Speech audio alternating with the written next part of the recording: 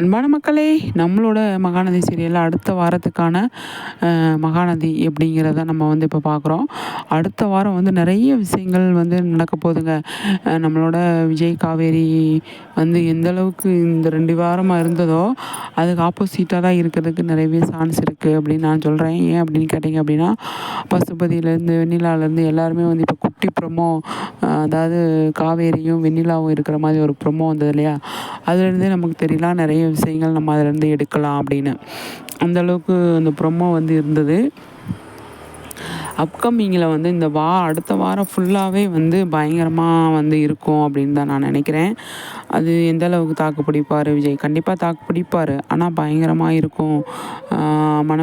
மனவலியை தரும் அப்படிங்கிறத காவேரி கொஞ்சம் தைரியமாக வந்து நான் இருக்கேங்க அப்படின்னு சொன்னாலுமே, அதுக்கப்புறமா அவர் நடக்கிற விஷயங்களில் எந்த மாதிரி கொண்டு போகிறாங்க அப்படிங்கிறத ஒரு பக்கம் இருக்கு இல்லையா?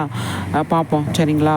அடுத்த வாரம் ஃபுல்லாகவே வந்து நம்ம எதிர்பார்க்காத ட்விஸ்ட் அண்ட் டர்ன் தான் இருக்க போகுது அப்படின்னு நான் நினைக்கிறேன். ப்ரொமோவில் வர்றது மாதிரி இருக்காது.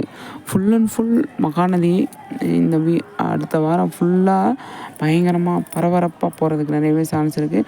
அதே மாதிரி இந்த வாரம் வந்த டிஆர்பி விட அடுத்த வாரத்துக்கான டிஆர்பி சூப்பராக தான் இருக்கும் அப்படின்னு நான் நினைக்கிறேன். பார்ப்போம் என்ன நடக்குது அப்படின்னு சொல்லிட்டு சரிங்களா?